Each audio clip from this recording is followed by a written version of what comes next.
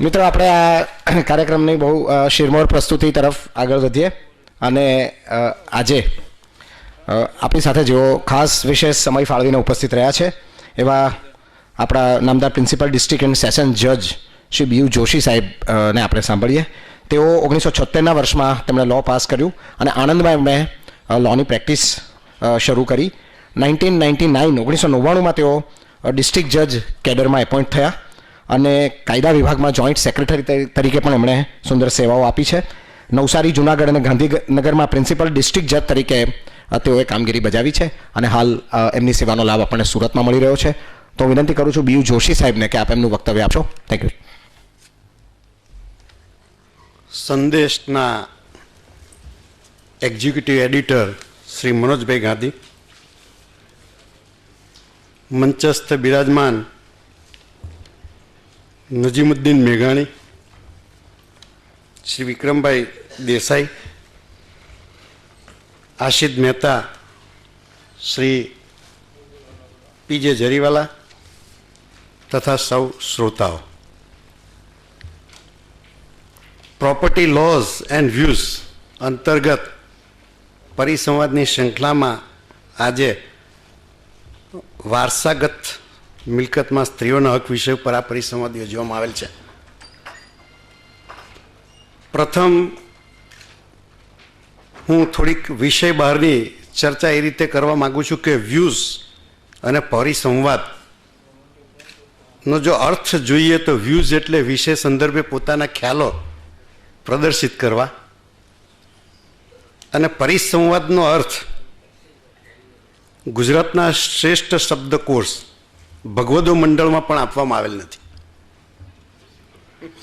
આ પ્રખ્યાત શબ્દકોશમાં પરિસંવત્સર પછી સીધો પરિષદ શબ્દ મૂકવામાં આવેલો છે. એટલે પરિસંવાદનો અર્થ શું છે એ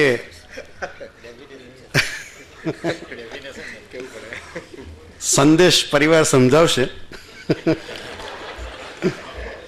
પણ પરિષદના જે 9 અર્થ આપવામાં આવ્યા છે ભગવદો મંડળમાં, તેમાં 7 નંબરના અર્થને જો ધ્યાનમાં લઈએ તો અતિ પ્રાચીન સમયમાં કોઈ વિષય ઉપર રાજા સલાહ મેળવવા માટે જે સંસ્થા ઊભી કરી હતી એને પરિષદ કહેવામાં આવતી. અને એ સમયે કોઈ વિષય ઉપર, કોઈ ધર્માંતર ધર્મ ઉપર કે કોઈ સબ્જેક્ટ ઉપર કોઈ ફેરફાર કરવાના હોય તો એની સભા બોલાવવામાં આવતી ને એમાં ચર્ચા વિચારણાના અંતે નિર્ણય લેવામાં આવતો ને એ પ્રમાણે સુધારો કરવામાં આવતો. એટલે મારી દ્રષ્ટિએ આ એક સિમ્પોઝિયમ કહી શકાય, જ્યાં કોઈ વિષય સંદર્ભે ચર્ચા વિચારણા કરવાની હોય. પ્રોપર્ટી લોસ કાયદા શું છે એ બાબત શ્રી નિજામુદ્દીન મેઘાણીએ આપણને સુંદર સમજ આપી. ખૂબ જ અટપટો કાયદો છે.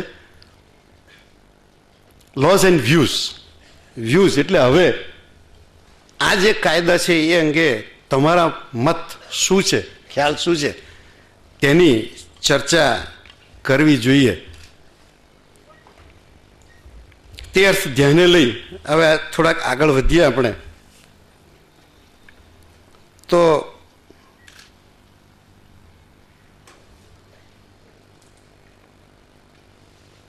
સૌ પ્રથમ તો સ્ત્રીના આ હકના અમલ અંગે કાનૂની જોગવાઈઓ કેટલા અંશે મદદરૂપ થઈ શકે, હક્કો શું છે એ બાબત સમજ આપી. એના અમલ અંગે શું જોગવાઈઓ છે ધ્યાને લેવીને રહે. જ્યાં સ્ત્રીના હકનો ઇનકાર કરવામાં આવે ત્યારે તેણે કોર્ટનો આશરો લેવો પડે અને કોર્ટમાં જવાનો પ્રસંગ ઉપસ્થિત થાય ત્યારે પહેલામાં પહેલો પ્રશ્ન એ ઉપસ્થિત થાય કે એની માગણી સમય મર્યાદામાં છે કેમ. કાયદા બધા બતાવે આગળથી આપણે હમણાં જેમ કલેક્ટરશ્રી કહી ગયા કે 1928ના હકથી આજે માગણી કરવા આવી જાય છે, બહેનો ઊભી થઈ જાય છે. પણ જ્યારે કાનૂની કાર્યવાહી કરવાનો પ્રસંગ ઉપસ્થિત થાય ત્યારે એને અંગે એ સમય મર્યાદાના અધીન છે. અને આ બાબતે ધી લિમિટેશન એક્ટ 1963નો કાયદો ઘડવામાં આવેલ છે. તેના શિડ્યુલ ના ભાગ 5માં સ્થાવર મિલકતને લગતા, કારણ કે અહીંયા સ્થાવર મિલકતને લગતી બાબતો હોય વહેંચણીની કેસો અંગેની સમય મર્યાદા જણાવવામાં આવેલ છે. જેમાં આર્ટિકલ 65માં જે સ્થાવર મિલકતના કબજા બાબતની જોગવાઈ છે એમાં 12 વર્ષની સમય મર્યાદા, અને તે પણ સામી વ્યક્તિનો કબજો વિરુદ્ધનો બને તે તારીખથી 12 વર્ષની સમય મર્યાદામાં કેસ કરવો પડે. એટલે અત્યારે જે 1928ના હક્કો કે 45ના હક્કો કે આઝાદી પહેલાંની વાતો લઈને હક્કોની જે માગણી થાય છે એ કેટલે અંશે કોર્ટની અંદર તેમને હક મળી શકે તે પણ એક વિચારણાનો વિષય છે. વિરુદ્ધનો કબજો ક્યારે બન્યો એ ચર્ચાનો વિષય છે. હું અત્યારે એને સ્પર્શતો નથી, પરંતુ લિમિટેશનના કાયદામાં એક એવી જોગવાઈ છે કે સામી વ્યક્તિ સમય મર્યાદાની તકરાર લે કે ન લે, પણ કોર્ટે એ તકરાર જોવી પડે. કોર્ટે જોવું પડે કે સમય મર્યાદામાં છે કેમ. સામી વખતે ભલે તકરાર ન લે, પણ જો સમય મર્યાદામાં ન હોય તો કોર્ટ એવો હક આપવાનો ઇનકાર કરી શકે. એથી આગળ એના કલમ 27માં એક એવી જોગવાઈ છે કે સમય મર્યાદાની અંદર જો માગણી કરવામાં ના આવી હોય તો હક નષ્ટ થાય છે, બંધ પડી જાય છે. એટલે હક બધા જ છે, આપણે જે બતાવ્યા, જે ચર્ચા કરી એ પ્રમાણે હક છે. એના અંગે આગળ હું આવીશ, પણ એક પહેલાં પહેલું એક આ સમય મર્યાદાનો કાયદો છે એનો દરેકે ખ્યાલ રાખવો જોઈએ. અને સમય મર્યાદામાં હકની માગણી થવી જરૂરી છે. જો સમય મર્યાદામાં હકની માગણી કરવામાં આવી ન હોય તો એ હક બંધ પડે છે. બીજો એક મહત્વનો કાયદો પણ ધ્યાનમાં લેવાની જરૂર છે, કારણ કે આપણે ત્યાં મોટાભાગે સ્થાવર મિલકતોમાં રહેઠાણના મકાન અને જમીનો, ખેતીની જમીનોનો પ્રશ્ન આવે. Mumbai prevention of fragmentation and consolidation of holding act 1947માં એક કલમ, એક જોગવાઈ એવી છે, સેક્શન 8AA, કે જ્યાં ભાગ પાડવાના હોય ત્યાં પણ જો જમીન ટુકડો થતી હોય તો તેવો ભાગ પડી શકે નહીં. આ કાયદો ખરેખર સારો છે સ્ત્રીઓને હક આપવા બાબત. સ્ત્રીઓને નહીં, પુરુષોને પણ હકની વાત છે પાર્ટીશનની. પરંતુ ભારતની સંસ્કૃતિ, ભારતની સમાજ રચના, હિન્દુ સંસ્કૃતિ, હિન્દુ સમાજ રચના ને ધ્યાને લેતા કેટલે અંશે તે વ્યવહારુ છે તે પણ વિચારવાનું રહે. કારણ કે આપણા દેશમાં દેશની વસ્તી અને દેશની સમાજ રચના ધ્યાને લઈએ તો જ્યાં ખૂબ પ્રોપર્ટી હોય ત્યાં વારસાગત એક પેઢીથી બીજી પેઢી, બીજીથી ત્રીજી, ત્રીજીથી ચોથી સુધી પ્રોપર્ટીની વહેંચણી શક્ય બને. પરંતુ એવા કેટલા કુટુંબો છે કે જેની એક પ્રોપર્ટી વહેંચતા વહેંચતા ચોથી પેઢી સુધી પહોંચી શકે. એક દાખલો લઈએ કે અ નામની વ્યક્તિ પાસે 10 વીઘા જમીન છે અને 5 મકાન છે. એને સંતાનોમાં 5 સંતાન, જેમાં 3 પુત્ર અને 2 પુત્રી છે. 2 વીઘા દરેકને આપીને એક મકાન આપ્યું. એના પછીની પેઢીમાં શું થશે? એક મકાન, બીજા પછી દરેક સંતાનને 5 સંતાન છે. કારણ કે આપણે જાણીએ છીએ, હું એક જ દાખલો આપ્યો. હું જુનાગઢમાં હતો, 1972નો એક મુસ્લિમ લો નીચેનો વહેંચણીની મેટર ચાલુ હતી. હું ત્યાં 1995માં 2000ની સાલમાં હતો. તે સમયે પક્ષકારો ગુજરતા છેક 48 પક્ષકાર થઈ ગયેલા, અને એક પક્ષકાર ગુજરે એટલે એના નોટિસો બજાવવાની. એમાં લગભગ 48માંથી 14 પક્ષકાર તો પાકિસ્તાન પરણીને ચાલા ગયેલા હતા, અને એની નોટિસો જ નથી બસતી. ને જો પ્રાથમિક હુકમનામું પણ નહોતું થયું. હું 1972થી 2001ની વાત કરું છું, જે 30 વર્ષ સુધી ફક્ત પ્રાથમિક તબક્કે આ મેટર ચાલ્યા કરતી હતી. 23 વર્ષની મારી પ્રેક્ટિસ અને 12-12.5 વર્ષથી આ જ્યુડિશિયરીમાં લગભગ 35 વર્ષ આ ક્ષેત્રમાં પૂરા થવાયા, પણ હજુ સુધી કોઈ પાર્ટીશનનો દાવો પ્રાથમિક ડિગ્રીથી આગળ વધી અને ફાઇનલ ડિક્રી થયો જોવા મારા નથી આવ્યો. આ જે ગણો એ સાચી વાસ્તવિક પરિસ્થિતિ છે. હમણાં આગળ જેમ કહ્યું કે ન્યાયતંત્ર શું કરી શકે, 35 વર્ષના કાર્યકાળ દરમિયાન એક હિન્દુ મિલકતની પાર્ટીશનનો દાવો કે મુસ્લિમ મિલકતની પાર્ટીશનનો દાવો પૂરો થયો હોય એવો મેં જોયું નથી. પ્રાથમિક હુકમનામું થયા પછી જો એગ્રીકલ્ચર લેન્ડ હોય તેને રેવન્યુમાં મોકલવી પડે. માન્ય કલેક્ટરશ્રી નીકળી ગયા છે, પણ એમને હું પૂછત કે રેવન્યુમાં પાર્ટીશનની ડિક્રી માટે મોકલેલ કોઈ હુકમનામાનું ફાઇનલ રિપોર્ટ આજ સુધી આવેલો મેં નથી જોયો. અને હમણાં એક અઠવાડિયા પરની જ વાત કરું, 1998ની એક અપીલ મારા પાસે નીકળી. સુરતની જ મિલકત, બે ભાઈઓ એક પ્રોપર્ટી માટે લડતા હતા સ્થાવર. પ્રોપર્ટી એ પ્રકારની કે એનું પાર્ટીશન થઈ શકે નહીં. પ્રાથમિક હુકમનામું થઈ ગયેલું 1981ની મેટર હતી. કમિશનર નિમાઈ ગયેલા, પણ બંને ભાઈઓ સંમત થાય નહીં. છેવટે મિલકત વેચવાનો ઓર્ડર કર્યો. વેચીને બે ભાઈઓ જે ઊંચી કિંમત આપે એને રાખવી. લડતા લડતા થાક્યા કે કોણ જાણે, ખબર નહીં. પણ મારી પાસે મેટર નીકળીને મેં જોયું કે એની લેન્થ જોતાં બે પાર્ટ પડી શકે એવા છે. મેં સજેસ્ટ કર્યું કે આને આ રીતે પાર્ટ પાડો તો પાછળનો ભાગ કોણ લે?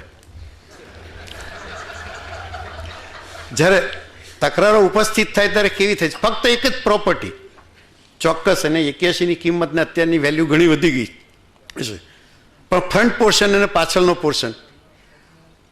પછી સમજ પડી કે ભાઈ જે પાછળ પોર્શન લેશે એને આગળના પોર્શનવાળા જગ્યા રસ્તો આપવો પડશે, એટલે એની એટલી પ્રોપર્ટી ઘટવાની એને વેલ્યુએશન કરો.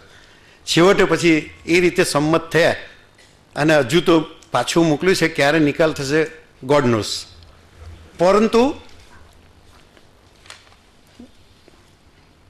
જે પ્રોપર્ટીના પાર્ટીશનની વાત છે, પહેલાં હક એટલે હક આપણને આપવો હોય, હક આપવા એક વ્યક્તિ તૈયાર છે, પણ પછી એનો અમલ કરવો કઈ રીતે એ બહુ મોટો પ્રશ્ન છે.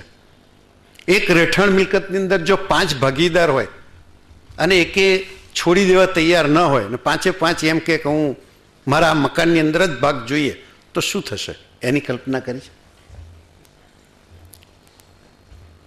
અંગ્રેજોએ આ કાયદો નથી ઘડ્યો.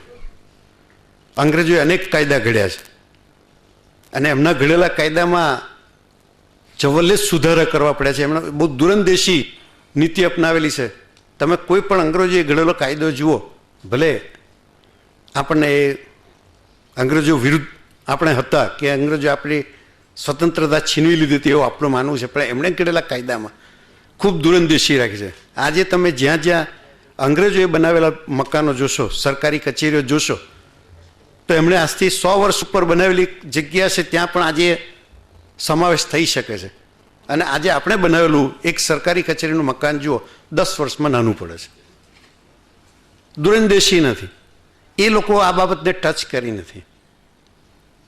ફોજદારી કાયદો ઘડ્યો, એને જો તમે ચકાસશો તો એમણે જોયું છે લોકોના માનસ, એમણે સામાજ એમને એનો સાયકિયાત્રિક રીતે અભ્યાસ કર્યો છે કે ઝઘડાઓ કેમ થાય છે. એટલા માટે દરેકની અંદર જે સજાની જોગવાઈઓ કરી એમાં પણ વધારે ઓછી કરવી, અને એક દરેકના માનસને અનુકૂળ, સમાજને અનુરૂપ કાયદા ઘડ્યા છે. આ કાયદો નથી ઘડ્યા. આજે જે ડિવિઝન મુસ્લિમ લોમાં બતાવ્યું, હું માનું છું કે કદાચ મુસ્લિમ જજ જેણે આ ક્ષેત્રમાં 30 વર્ષ પૂરા કર્યા હોય કે 35 વર્ષ પૂરા કર્યા હોય, અને સિનિયર મોસ્ટ વકીલ હોય, જેની પ્રેક્ટિસ કદાચ 30-40 વર્ષની હોય, એ પણ જો સમજાવે અને પાર્ટીશન કરવાનો પ્રશ્ન ઉપસ્થિત થાય તો કેટલા અંશે વ્યવહારુ બની શકે એ શ્રી વધારે એની સમજ શ્રી મેઘાણી જ આપી શકે.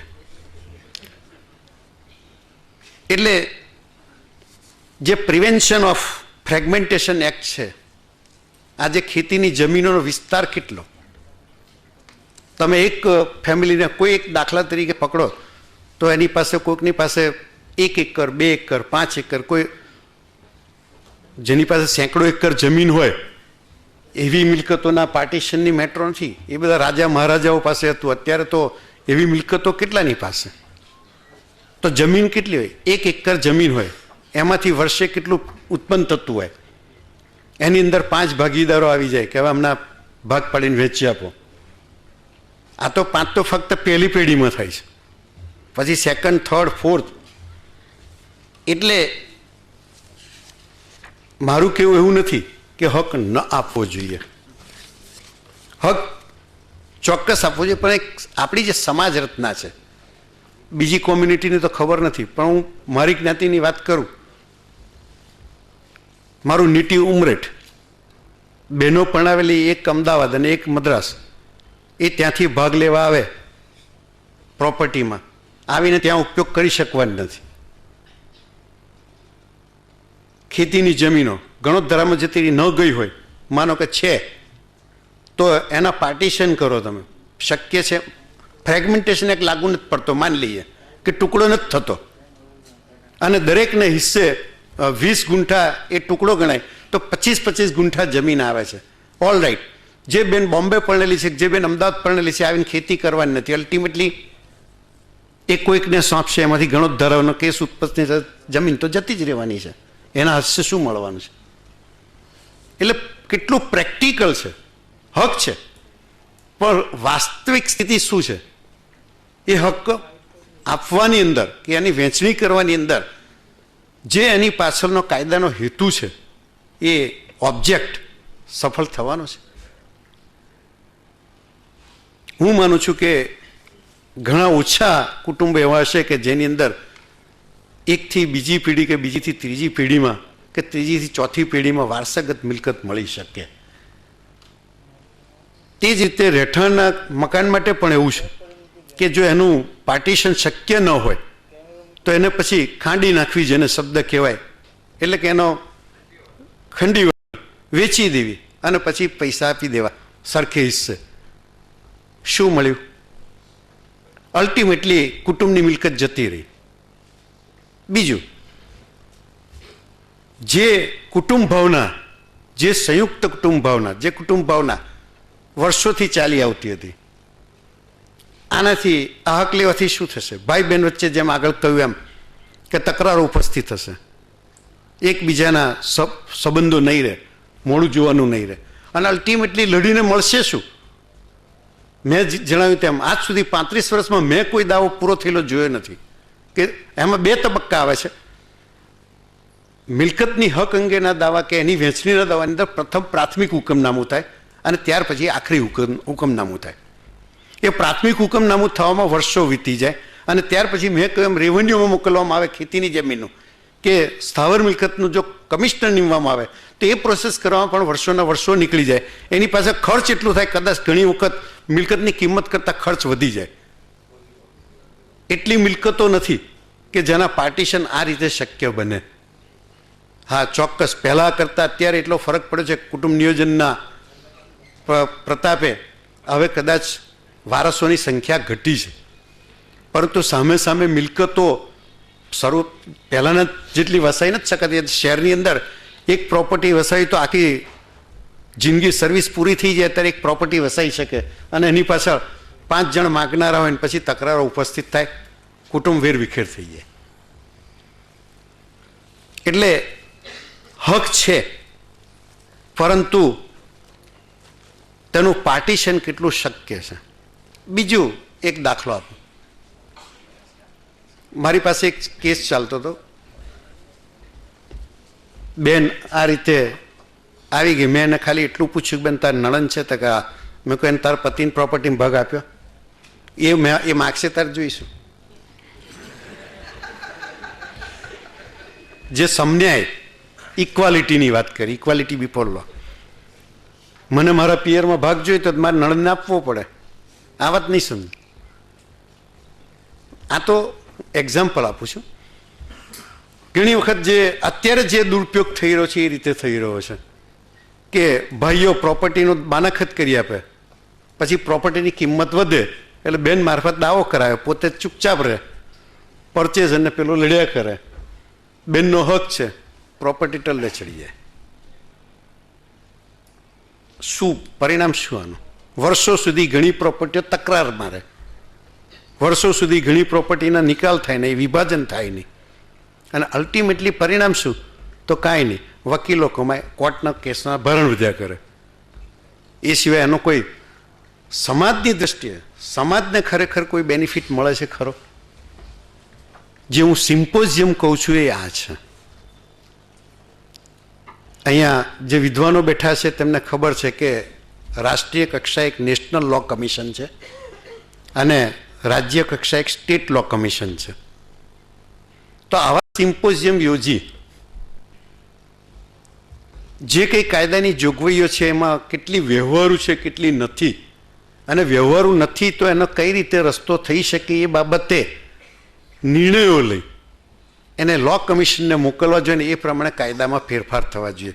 પણ કમનસીબી કેવી છે કે હું દાખલો આપું, લિમિટેશન એક્ટ 1963માં ઘડ્યો. કાર્યકાળે નામદાર સુપ્રીમ કોર્ટના જુદા જુદા જજમેન્ટોના આધારે 1983ની અંદર એમાં એક સુધારો સૂચવવા માટે, સુધારો કરવા માટે સજેશન્સ મંગાવવામાં આવ્યા દરેક રાજ્યોમાંથી.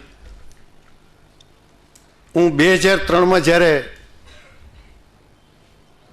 લીગલ ડિપાર્ટમેન્ટમાં જોઈન્ટ સેક્રેટરી હતો ત્યારે તે વખતે ધ્યાન ઉપર મૂકાયું. See the fun of this country. 1963નો કાયદો 1983 દરમિયાન જે સુપ્રીમ કોર્ટના જજમેન્ટ આવ્યા એના આધારે કયા પ્રકારનો આ પ્રકારનો સુધારો કરવો કેમ એ અંગેના સૂચનો મંગાવવામાં આવ્યા, જેનો 2003માં મેં આપ્યા. હવે આજ સુધી સુધારો થયો કે નહીં ગોડનો. આજે આપણે 2012માં આવી ગયા.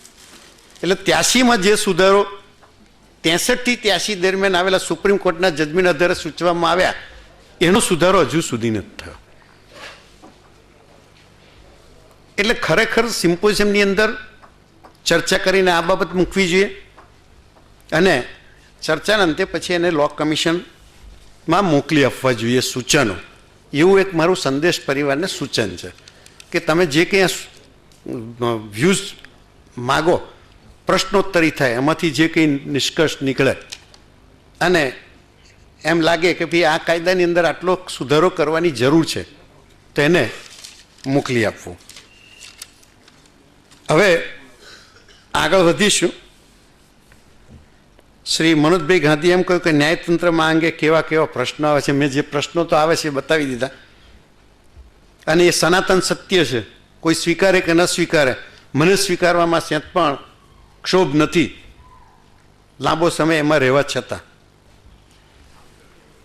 એને માટે એક સૂચન આજની સભા તરફથી મોકલવામાં આવે હું ચોક્કસ ઈચ્છીશ. એનું કારણ કહું કે કોર્ટની અંદર કેસોનો એટલો બધો ભરાવો છે. આજે 5 કેસ અહીંયા મારી પાસે અત્યારે 35 જજ છે. 35 જજ એક મહિને 3000 કેસનો નિકાલ કરતા હશે તો સામે 4000 કેસનો ભરાવો થાય છે. આજે અમારી પાસે 1991થી અપીલો છે, મારે ત્યાં 1988થી અપીલો છે, ઘણા કેસો 1976થી છે. ઘણાને પ્રશ્ન થાય કોર્ટમાં કેમ ઝડપથી ન્યાય નથી મળતો. કાયદામાં લખ્યું છે કે અમુક કેસો 6 મહિનામાં પૂરા કરવા, પરંતુ કેસોની સંખ્યા એટલી બધી છે, એની સામે જે જજોની સંખ્યા છે એના પ્રમાણમાં એ કેસોના નિકાલ નથી આવવાના. બીજું મેં જેમ હમણાં જણાવ્યું એમ કે વારસાદારો હિન્દુ લો કે મુસ્લિમ લો, જેમાં પણ તમે જુઓ ખૂબ જ અટપટો છે. એને સમજવા માટે આજે સીધા ભણીને બહાર નીકળેલા વકીલને ન્યાયાધીશ તરીકે નિમણૂક આપે, જેની પાસે આ કેસો ચાલવાના છે, એ કેટલા અંશે સમજશે? આટલો લાંબા સમય પછી પણ જો મારે સમજવું હોય તો અઘરું છે. કોઈ 30-40 વર્ષની પ્રેક્ટિસ કરનાર વકીલે સમજાવવું તો અઘરું છે. જો વકીલ અને ન્યાયાધીશ માટે સમજવું અઘરું છે, જેને ન્યાય માગવા આવે છે એને માટે સમજવું કેટલું અઘરું છે હશે. એટલે એનો નિકાલ થઈ શકવાનો નથી ને નિકાલ થતાં સુધીમાં કદાચ બીજી ત્રીજી પેઢી આવી જાય અને એની અંદર હક જે પહેલાં માગ્યો હોય કે મારો આમાં 1 પંચમાંશ હક છે, એમાં વારસો ઉમેરતા જાય એટલે પછી 1 20, 1 40, 1 50મો હક થઈ જાય. એટલે એનો કોઈ અંત નથી. અને પછી ખરેખર ડિવિઝન કરવાનું થાય ત્યારે બીજા વારસો અંદર એડ થતા જાય. તો જો સમય મર્યાદાની અંદર આવા કેસોના નિકાલ ન થાય તો આ કાયદાનો અમલ કરવો અશક્ય છે. મારી દ્રષ્ટિએ એવું કહી શકાય. ભલે બનાવ્યો, હક આપ્યો, પણ ખરેખર એ હક મુજબ કેટલાને મળ્યા? અહીંયાથી બેઠેલા કોઈ પણ એવું છે કે જે કોર્ટમાં ગયો અને કેસમાં લડીને અને વિભાજનથી પ્રોપર્ટી મળી હોય? એક પણ જો હોય તો મને ઊંચો કરીને બતાવો. બીજું કહું તો આના માટે શું થઈ શકે? તો જેમ ફેમિલી કોર્ટો બનાવી છે મેટ્રીમોનિયલ મેટર માટે, એમ આના માટે પણ કોર્ટો કાં તો ફેમિલી કોર્ટને આ વિષય આપી દેવો જોઈએ, જેથી કરીને સમયસર ઝડપી ન્યાય મળે. એટલે જો અત્યારની જે કોર્ટો છે એની પાસે આજે એક કેસ દાખલ થશે, એના નિકાલ થવામાં પેઢીઓ નીકળી જવાની છે, વારસો ઉમેરાતા જશે અને અલ્ટિમેટલી પરિણામ શૂન્ય રહેવાનું છે. હમણાં કાયદામાં સુધારો કર્યો, હક છે, પણ હવે વાસ્તવિકતા બધાને ખ્યાલ છે કે માત્ર હક માટે લડવાથી વર્ષો સુધી હક મળતો નથી. એટલે એક સેક્શન 89 સિવિલ પ્રોસિજર કોડમાં ઉમેરવામાં આવ્યું અને કોઈ પણ કેસનો સમાધાનથી મીડિયેટર મારફત, એડીઆર સિસ્ટમ, કન્સિલિએટર્સ મારફત નિકાલ કરવા માટેની એક જોગવાઈ કરવામાં આવી. આનો સુધારો થયો 2000માં, પણ હજુ જોઈએ એટલો એનો પ્રતિભાવ નથી મળ્યો. એને 10 વર્ષ થઈ ગયા છે, પરંતુ એ બાબત શરૂ થઈ છે. એટલે જ્યારે આ હકની વાત છે તો પ્રથમ 2 વાત વિચારી કોઈ પણ માગણી કરનાર સ્ત્રીએ 2 વાત વિચારવાની છે કે એક તો સામાન્ય કોર્ટની અંદર ખૂબ લાંબો સમય જવાનો છે, એનો ન્યાય ક્યારે મળશે નક્કી નથી. ફ્રેગમેન્ટેશનનો કાયદો ધ્યાને લેતા ખરેખર આપણને મિલકત મળવાની છે કેમ ન મળવાની હોય તો સમાધાનકારી વલણ ચોક્કસ અપનાવવું જોઈએ. એ જ રીતે રેસિડન્સની અંદર પણ પરિસ્થિતિ આજે જુદી જ છે. મકાન 1 કે 2 હોય અને માગનારા 10 હોય, શક્ય બનવાનું નથી. ત્યાં પણ સમાધાનકારી વલણ અપનાવવું જોઈએ, જેથી કુટુંબમાં અંદરો અંદર ભાઈ બહેન વચ્ચે વિખવાદ ઊભા ન થાય, કુટુંબો તૂટી પડતા અટકે. અને એ મીડિયેશનનો સહારો લેવો જોઈએ. ત્રીજો વિકલ્પ મેં બતાવ્યો તેમ આના માટે કાં તો સ્પેશિયલ કોર્ટો ઊભી કરવી જોઈએ, અગર તો ફેમિલી કોર્ટોને આ કામગીરી સોંપવી જોઈએ, ત્યાં જ્યુડિશિયલ ઓફિસરોની સંખ્યા વધારવી જોઈએ. અને એથી વિશેષ જો શક્ય હોય તો પારસી કોમ્યુનિટીની અંદર મેટ્રીમોનિયલ મેટર્સ માટે બોર્ડ છે, એની અંદર એમના અગ્રગણ્યોની નિમણૂક કરવામાં આવે છે. એમ હિન્દુ કે મુસ્લિમ માટે પણ મિલકતોના આ પ્રકારના કેસોના નિકાલ કરવા માટે બોર્ડની જોગવાઈ કરવામાં આવે. જે બોર્ડ બેસે અને જેની અંદર આ અંગેના જાણકાર તથા એનો સ્પેશિયલ જેને ટ્રેનિંગ આપવામાં આવી હોય તેવી વ્યક્તિઓ બેસે અને એ આખી બાબત સમજે તો આ પ્રકારના કેસોનો ખૂબ ઝડપથી નિકાલ થઈ શકે. એ હિન્દુની અંદર પણ એ પ્રકારનું બોર્ડ બનાવવું જોઈએ, મુસ્લિમની અંદર પણ. મુસ્લિમમાં તો કહ્યું તો મારી તો બિલકુલ સમજ બહાર જ છે, કારણ કે એક અષ્ટમાંશને પછી એને 4 વાઈફ હોય તો એ પાછા આટલો ભાગ થાય અને કદાચ હું માનું છું કે એમને બેસાડવામાં આવે તો પણ ઘણી ગૂંચવણો ઉપસ્થિત થાય. એટલે આ કાયદો ખરેખર ખૂબ અટપટો છે હકનો. અને મેં જણાવ્યું જેમ એ આ એક પેઢીની મિલકત બીજી પેઢી સુધી કદાચ શક્ય બને, પણ પછી ત્રીજી એ જ પેઢીની મિલકત બીજીથી ત્રીજી, ત્રીજીથી ચોથી, ચોથીથી 5મી પેઢી જતા સુધીમાં કદાચ મિલકત ન રહે, માણસો બહાર થઈ જાય અને મિલકત ત્રાહિતની જોડે જતી રહે. એટલે કાયદો જેટલો સારો દેખાય છે એટલો એનો અમલ કરવો બહુ કઠિન છે.